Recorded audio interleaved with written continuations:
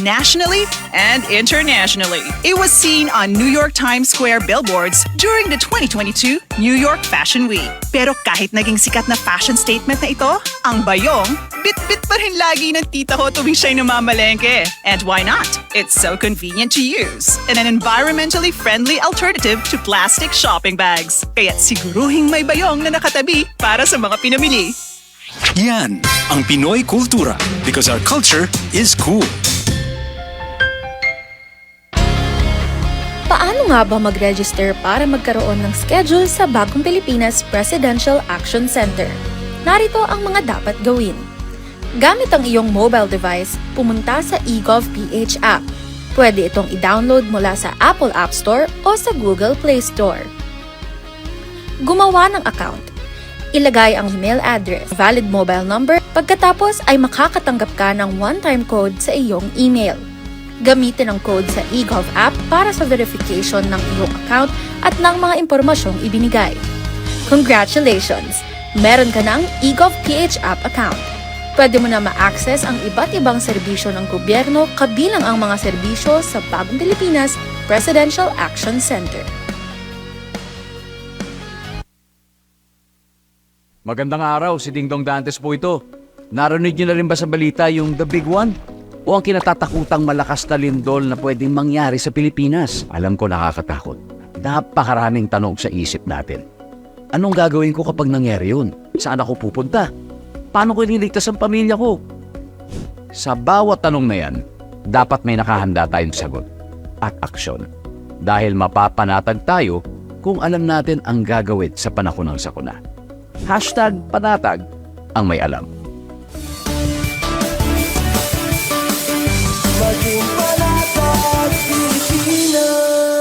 Magandang araw, si Dingdong po ito. Familiar ka ba sa tsunami? Sige nga, quiz time tayo. Ano ang karaniwang dahilan kung bakit nagkakaroon ng tsunami? A. May lumubog na barko sa dagat. B. Biglang lumakas ang hangin sa beach. Or C. May malakas na lindol sa ilalim ng dagat. Kung C ang sagot mo, tama ka. Nagkakaroon ng tsunami kapag may malakas na paglindol sa ilalim ng dagat. Kaya kapag may tsunami warning malapit sa inyo, likas agad, kababayan. #panatag ang may alam. Magandang araw, si Dingdong Dantes po ito. Dahil taon-taon tayong binibisita ng bagyo, kailangang handa tayong harapin ito. Naalala ko si Mami, meron siyang isang envelope kung saan nakatago ang mga importanteng dokumento para madaling kunin at dalhin kapag may bagyo. Ang misis ko naman, may nakahanda palaging emergency go bag na may lamang damit, gamot, pagkain, tubig at pera na kasya hanggang 3 araw sakaling kailanganin namin pumunta sa evacuation center. At syempre, ang toka ko, bago pa dumating ang bagyo, sinisilip ko na kung may mga butas ba yung bubong o ang ibang parte ng bahay na kailangang i-repair. Nakamonitor din ako sa updates ng Pag-asa tungkol sa bagyo. May kanya-kanyang responsibilidad sa bahay para sure na ligtas ang buhay. Dahil #panatag ang may alam.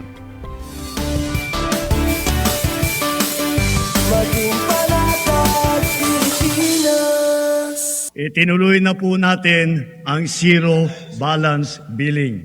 Libre po. Ibig sabihin, ang serbisyo sa basic accommodation sa ating mga DOH na ospital, wala nang babayaran ang pasyente. Po, ang dami pong challenge, hindi po namin alam kung saan namin kukunin, ganon, nag-iisip kung paano namin mababayaran. Siyempre po, masayang-masaya, super saya po dahil na zero billing po kami. Opo, malaking ano po talaga, malaking tulong po. Mabilis lang din po. Bayad na ang bill ninyo. Uulitin ko, wala nang kailangan bayaran ng pasyente basta sa DOH Hospital dahil bayad na po ang bill ninyo. Naiiyak ako kasi sobrang saya. Maraming salamat po, Mr. President Bongbong Marcos Jr.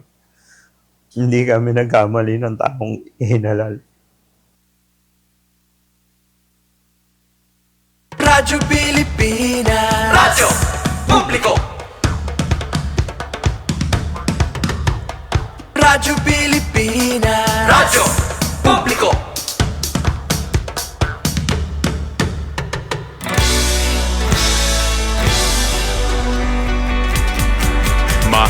Mahalagang mga balita, napapanahong impormasyon. Kami ang inyong gabay pag may bagyo at sakuna. Serbisyo ng gobyerno kapag may nangangailangan. Mga proyekto ng Pangulo, damang-dama ang pagmamahal niya. Tulay ng mga hinaing, ang problema ng bayan ating lulutasin.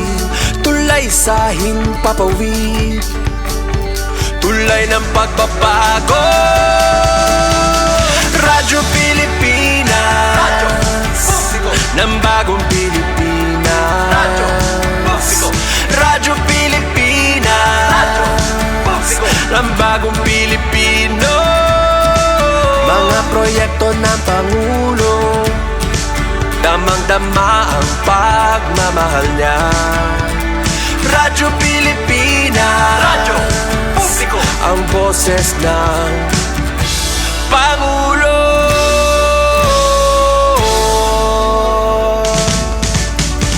Karamay nyo kami, kahit malayo man kami nakakarating. OFW magsasaka, buhay ay iba't iba, san mang lugar ng bansa natin. Tulay ng mga hinaing, ang problema ng bayan ating lulutasin.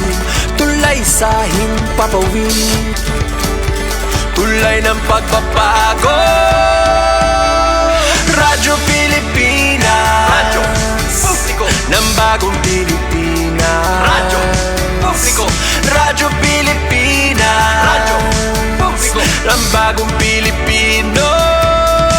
Mga proyekto ng Pangulo, damang-dama ang pagmamahal niya. Radyo Pilipinas, Radyo Publiko, ang boses ng Pangulo. Radyo Publiko, Radyo Pilipinas, Radyo Publiko, Radyo Pilipinas.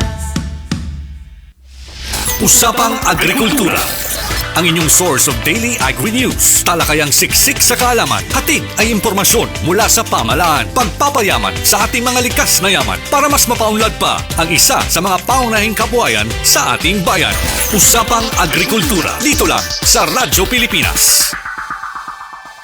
Hatid ay balita, impormasyon at sari-saring kaalaman tungkol sa sektor ng agrikultura sa ating bayan. Usapang Agrikultura, kasama ang Department of Agriculture. Alamin ang mga hakbang ng administrasyon para mas mapaunlad pa ang iba't ibang industriyang agrikultural at pakinggan ang mga proyektong handog sa mamamayan upang mapalago ang kanilang mga kabuhayan. Usapang Agrikultura, Lunes hanggang Biyernes, alas 5 ng umaga, dito lang sa Radyo Pilipinas.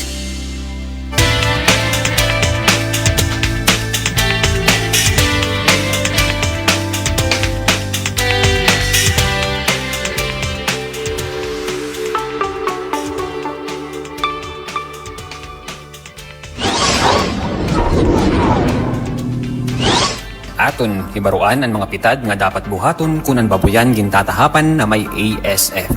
Ano nga ni ang ASF? Ang ASF o African Swine Fever hinusa nga sakit hin baboy nga nakakatapon haig si baboy. Diri hatawo. Pero posible ang tawo ay makadara haiba nga lugar. Paano naton masasabtan nga may ada ASF ano sa nga baboy? Amoy ni hiyaan aton mga sintomas para masabtan nga may ada ASF ano sa nga baboy. Hataasan hiranat, nanluluya, waray gana kumaon, nanlalapa ka, nagsisinuka, nag-iinuro-uro, napupunitan ang burod nga baboy, tigdaay nga namamatay, ngang ginkukurian pag ginhawa. Anon aton dapat buhaton? Una, ipaeksamin dayon ang mga binuhi nga baboy. Kung ginuusa nga nasakit ang imo binuhi nga baboy, isumat dayon ini ha municipal, city, provincial veterinary office ug agricultural office ha iyo lugar. Pakigsumpayan ha BAI Animal Disease Diagnosis and Reference Laboratory o ha pinakahirani nga Regional Animal Disease Diagnostic Laboratory para makuhaan hinsampol man masabtan kung ano nga sakit ang nakatapon hababoy. Dapat naton ini i-quarantine ano sa nga lugar. Samtang naghuhulat ang resulta, dumao pa iyo municipal, city, provincial veterinary office ug agriculture office para mabuligan na diri na magsarang ini nga sakit. Igindidiri ang pagbaligyahan karnet tikang hababoy na may sakit nganhan paghimo hini nga processed meat, sugadan tosino, hamon, hotdog, longganisa, ngan iba pa. Paano naton mapupugngan makatapon ini nga sakit? Kung nakumpirma nga ASF ang sakit, pakigsumpayan ang mga gintutuinan para pagpatuman han mga balaod nga magpupugong paglarab hini nga sakit. Upod an saktong makatawo nga pamaagi hapagpatay han baboy nga may sakit, limpyuhan ngan i-disinfect ang tangkal, mga gamit upod ang palibot hini, iglubong hahilarong nga buho ang mga namatay na baboy ngan butangan ini hin disinfectant bag-o takpan. Ayaw iglabog ang mga patay na baboy hasalog para diri magsarang ini nga sakit. Paano naton mapupuypuy ang ASF? Una, magpakaon ha mga binuhi nga baboy hinsakto nga tubong o feeds, ayaw pagtubong hinsagmaw. Ikadua, himuon permi nga malimpyo ang babuyan, tangkal, bodega nga nandibong hini. Upod ang mga sarakyan naging gagamit. Ikatulo, magbutang hin foot bath ng disinfectant hababuyan. Kaupat, iglubong hinsakto ang mga nagkamatay na baboy, upod ang mga baya hini, magsulot hin personal protective equipment o PPE, sugad han butas, guantes, ngan iba pa. Ikalima, ipasabot dayon ha City Municipal Agriculture Office o ga Provincial Veterinary Office kung ang binuhi nga baboy may ada sakit o tigda nagkamatay. Ini hindi piral lang nga painumdum tikang nga Department of Agriculture Rion 8. Damo nga salamat. Nag-anunsyo ng La Nina Alert ang DOST Pag-asa bilang babala ukol sa pagtaas ng posibilidad ng La Nina sa buwan ng Agosto hanggang Oktubre sa bansa. Ano ba ang La Nina? Ang La Nina ay ang paglamig ng temperatura sa gitna at silangang bahagi ng karagatang Pasipiko. Kadalasan itong nangyayari pagkatapos ng El Nino at tumatagal ito ng 9 na buwan hanggang 2 taon. Ang La Nina ay inaasahang magdadala ng malakas at madalas na pag-ulan, pagbuho ng lupa, pagbaha at pagkasira ng mga infrastruktura na lubhang makakaapekto sa sektor ng agrikultura. Ang La Nina ay may mga posibleng epekto sa iba't ibang sektor ng agrikultura tulad ng pagkapinsala ng mga pananim na dulot ng malalakas na hangin at ulan, tumatagal ang paglago ng mga pananim, pagbaba ng kalidad at dami ng ani, pag-apaw ng tubig sa mga palaisdaan at irigasyon, pag-atake ng mga peste at sakit sa mga pananim at mga alagang hayop, pagkaantala ng mga aktibidad sa sakahan at karagatan, pagguho ng mga lupa na maaring magresulta sa pagkapinsala ng mga pananim at pagkakasakit o pagkamatay ng mga alagang hayop. Kung hindi mapaghahandaan ang La Nina at hindi mapapangalagaan ng sektor ng agrikultura at pangisdaan, maaaring bumaba ang supply ng pagkain sa bansa. Posible itong magdulot ng pagtaas ng presyo ng mga bilihin at pagdami ng bilang ng mga Pilipinong mahihirapang makabili ng pagkain at matustusan ang kanilang pangangailangang pangnutrisyon. Maging handa sa La Nina upang mabawasan ang pinsalang dulot nito sa sektor ng agrikultura at mapangalagaan ang buhay at hanap buhay ng mga magsasaka at mangingisda. Paano maging handa sa La Nina para tuloy ang produksyon at kita? Sa sakahan, planuhing mabuti ang schedule ng mga aktibidad sa sakahan upang hindi matapat sa panahong may bagyo.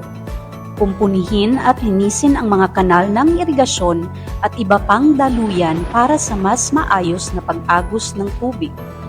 Gumawa ng small farm reservoir at iba pang water harvesting systems upang makabawas sa dami ng tubig na dumadaloy sa mga sakahan.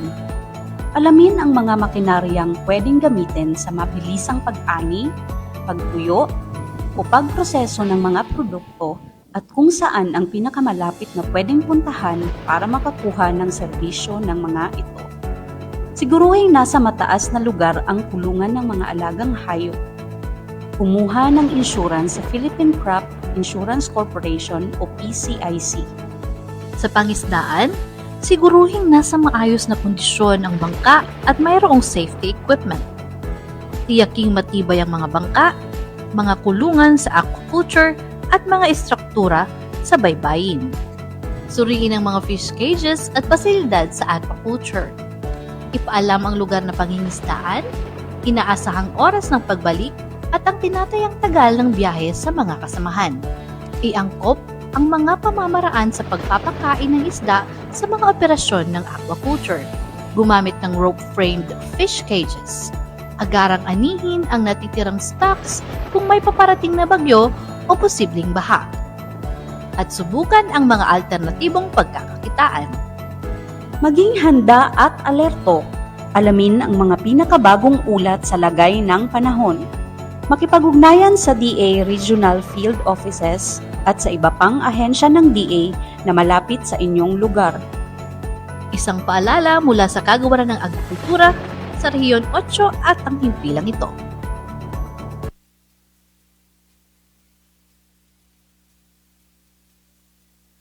Maupay nga aga haaton na tanan, adi naliwat kita hininaton Farm Radio Program nga usapang agrikultura hatag haiyo han Department of Agriculture Regional Field Office 8. So hinaoton tano an aton mga avid listeners ngan sugad gihapon hiton mga nagkikita nga dahiton aton Facebook Live isugdan niyo kami hasako biton usa ka oras para maghatag haiyo hin mga impormasyon ngan sugad gihapon hiton mga updates san mga activities nga gindumara nga diha Department of Agriculture.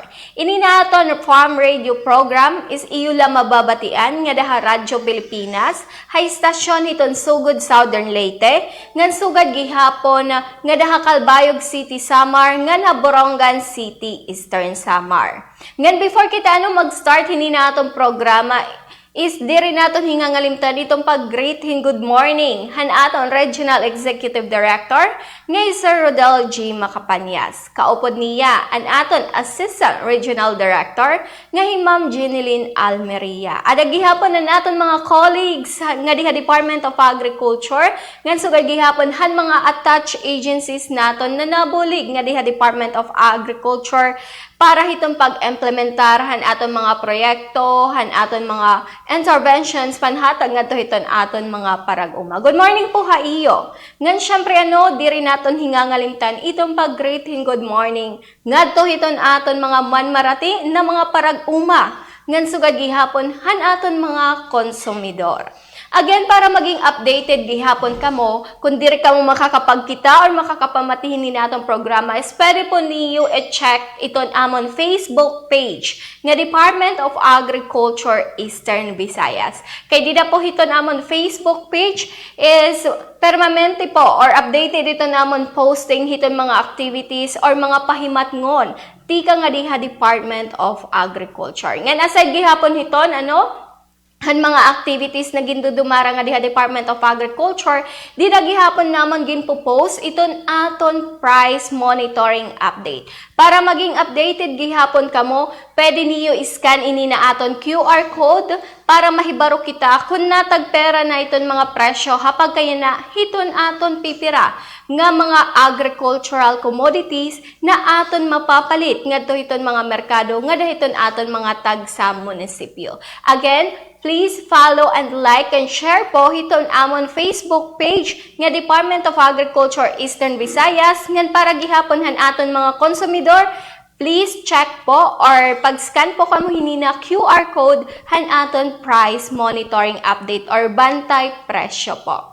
So yun na adlaw or yun na aton episode para hinina usapang agrikultura is may danaton recorded interview coming from our Regional Executive Director nga si Rodel G. Macapanyas. And aton interview po is about hiton nahitabo nga Bagyong Tino or aton mga updates regarding po hini. So, ang mga damages sa aton agriculture sector, ngadto ha labi na ngadto ha dapit ha Southern Leyte which is Silago and other municipalities po ngadto na lasorbo han Bagyong Tino. So adi pamatian naton an aton update. Good thing that at this point most of our rice crops nasa harvesting period na. So harvestable maturity stage. So pwede nang anihin. Pero hindi naman po masasabi natin na zero yung damage sa agriculture sector. At least we're able to mitigate lang the potential damage. We have yet to see yung damage incurred in terms of livestock, tapos dito sa farm machineries kung meron man nabahaan, and dun sa mga agri-infrastructures. But based on the field level assessments dun sa mga na-deploy natin ng mga agricultural program coordinating officers, because talaga nahihirapan yung mga LGUs natin to transmit the reports.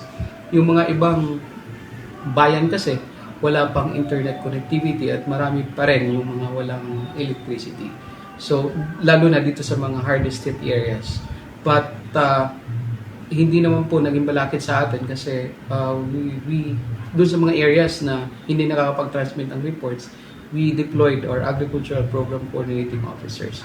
Pero so sad to mention na kahit nga po yung mga nandun na mga empleyado natin sa Department of Agriculture, sila din po affected. So which is why we tried to get some personnel from other areas and deploy them to these areas. Just so na makausap natin yung mga municipal agriculturists, makausap natin yung mga local chief executives para ma-determine natin yung extent of damage and the kind of assistance na they would like us to prioritize given to extended to these LGUs. In the case of Silago po, si Mayor Lemuel Honor, he mentioned saying na kung may tulong man, gusto niyang ma-revive sana yung inaumpisahan nila na industry yung corn production kasi they were actually then already pushing for the establishment ng feed milling industry. In fact, mabuti na lang napaparating pa lang yung milling machine nila.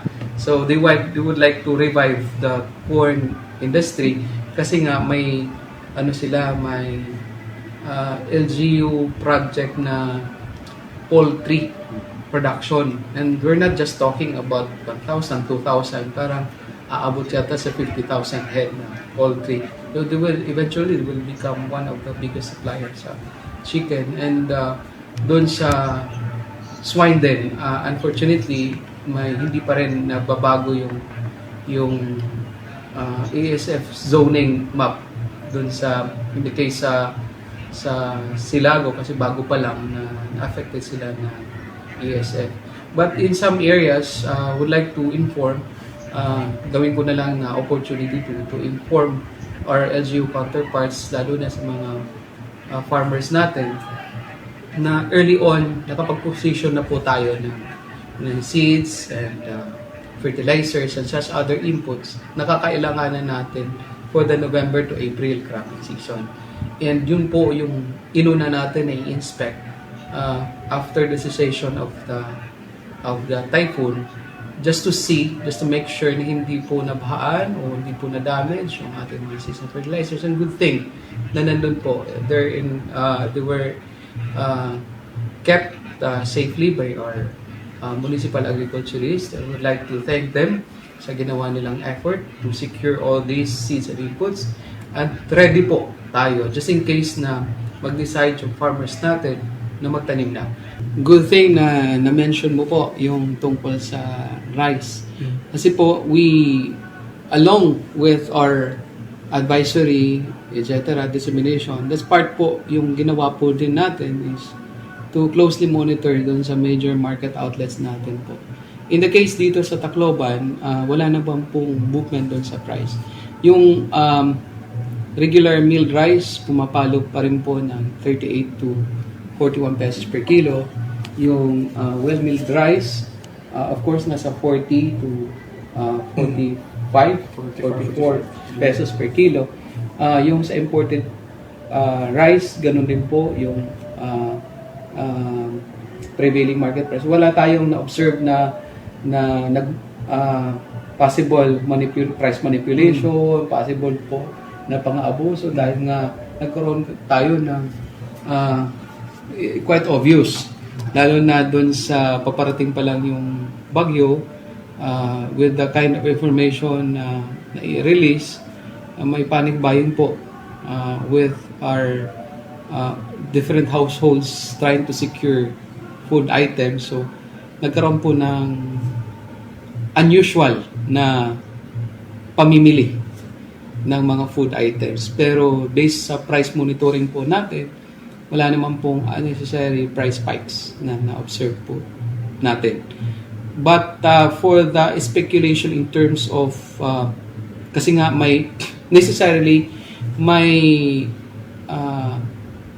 decrease in terms of available rice supply. Kasi naman po, that's the natural effect of the suspension of the rice importation. Remember, mayroong suspension of rice importation dahil nga po dapat walang importation kung panahon ng pag-aani ng ating mga farmers. So that suspension of rice importation was actually extended up to December. But in terms of supply that might affect the price in the market, we would like to dispel that speculation kasi nga po may bago lang na nag-ani yung mga farmers natin. So we have available supply, and so far based on our monitoring of the rice supply and the price situation, nananatiling stable po based sa monthly requirement po natin. Nandiyan po yung National Food Authority, may buffer din naman po in terms kung may kakulangan. Pero at present, we would like to assure that there is enough supply given the good harvest that we have for this cropping. Although we have yet to determine exactly, palabas pa lang po yung report ng Philippine Statistics Authority. Probably may forecast na in terms of potential na rice production output, but based sa report natin sa DA, maganda naman po yung ani kasi nga po wala tayong major calamity na experience na which could adversely affect the rice industry situation in terms of supply. Maganda po yung naging climate situation dito for the entire period, and we expected na good harvest dun sa based sa reports kasi nga natural naman po na magiging maganda yung ani kasi yung naipamahagi po na seeds certified seeds and hybrid seeds, tapos may fertilizers pa. So, yung actually kung may complaint man, hindi doon sa ani, but doon sa buying price ng palay. So, in terms of supply, definitely will dispel that speculation kasi nga we have enough supply. The price in the market remains stable. Pero doon sa buying price ng farmers, which is precisely the very reason, precisely siguro, isa yun sa mga i-consider kung bakit nag-suspend temporarily sa rice importation. Kasi nga, talagang, how could our farmers compete with the imported rice? Kung marami na yung supply ng rice, si farmer mag-aani pa lang, ng rice niya pupunta sa market, flooded na sa market ng rice. So, sino pa yung bibili? So, definitely, dun sa palay buying pa lang, bababaan na yung presyo. Pero, although it did not significantly bring down dun sa buying price of palay, pero at least it's higher compared to the buying price in previous cropping. Because in previous cropping, may mga iba, 9 pesos per kilo, 10 pesos per kilo, up to 12 pesos per kilo. Pero ngayon, based sa price monitoring natin, may mga iba nasa 12 pesos per kilo, pero we have at best nasa 14 pesos per kilo. And pero that price trend up to 15 pesos per kilo. Dito yan sa Leyte. In some other areas, medyo maganda naman po yung price, at a price higher than that. And the option is always to sell it with the National Food Authority. But good thing, because we're anticipating na magiging ganun pa rin yung trend hanggang sa hindi pa talaga nakakapagpasa ng batas on how to address this issue. Nag-coordinate na po tayo sa ibang local government units. Yung ibang local government units are talaga initiated na nag-buy sila ng palay, bumili sila ng palay, and also at our level with in partnership with the Kuta Farmers Association or cooperative in Barogo.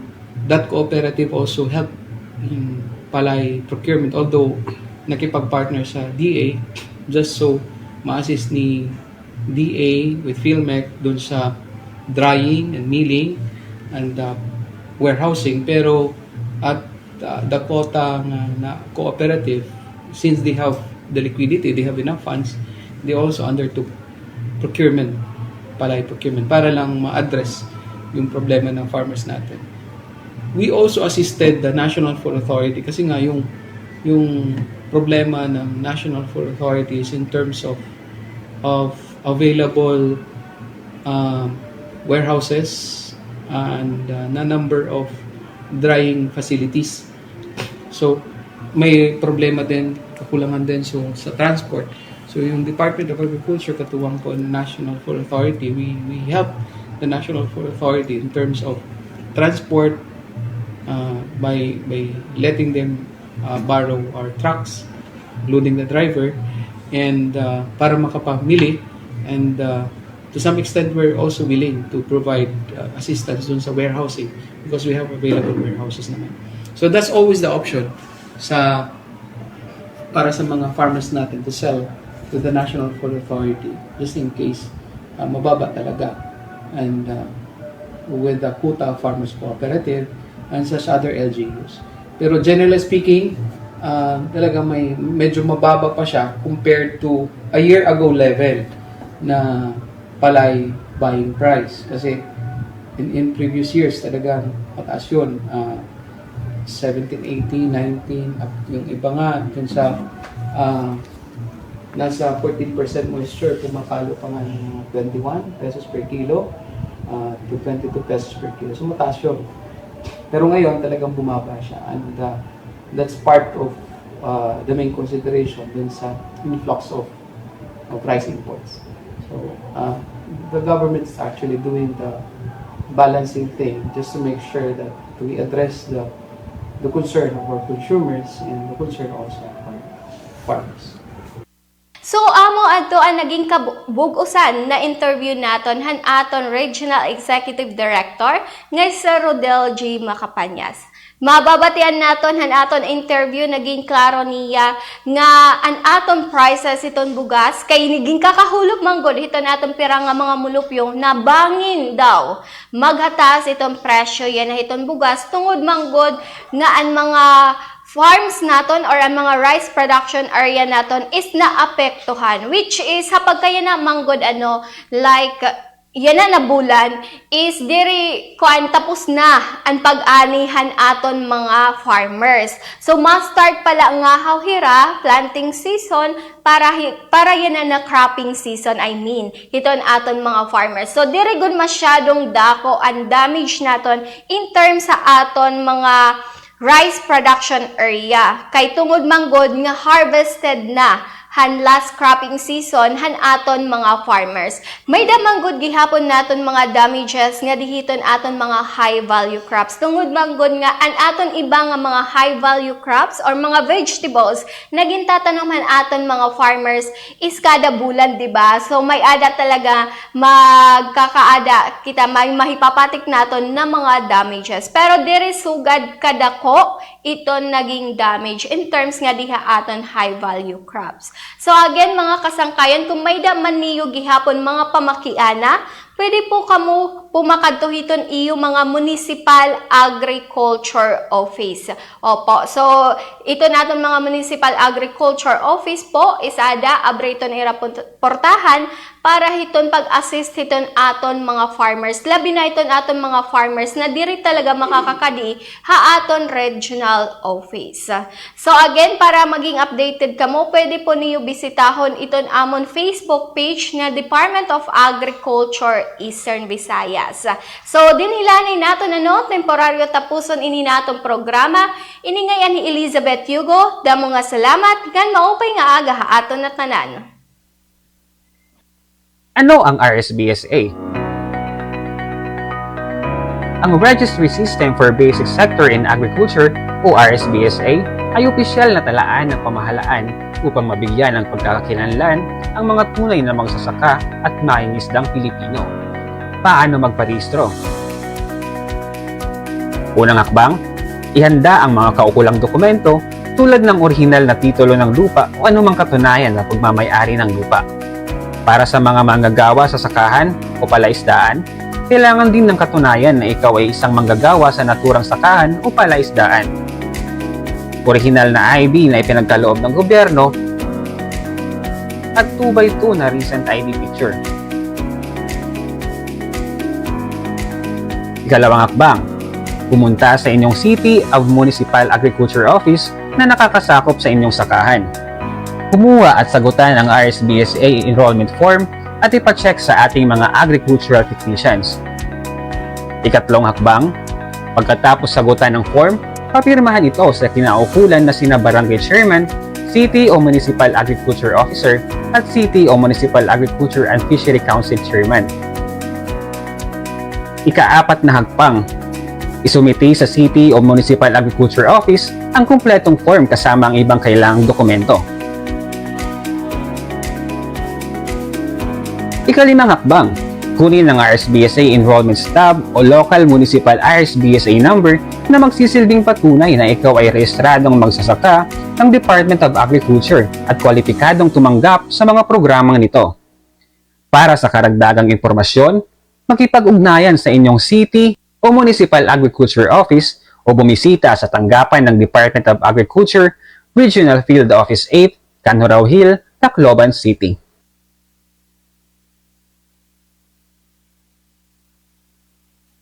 Balita, impormasyon at sari-saring kaalaman tungkol sa sektor ng agrikultura sa ating bayan. Usapang Agrikultura, kasama ang Department of Agriculture. Alamin ang mga hakbang ng administrasyon para mas mapaunlad pa ang iba't ibang industriyang agrikultural at pakinggan ang mga proyektong handog sa mamamayan upang mapalago ang kanilang mga kabuhayan. Usapang Agrikultura, Lunes hanggang Biyernes, alas 5 ng umaga, dito lang sa Radyo Pilipinas. Serving the Republic of the Philippines for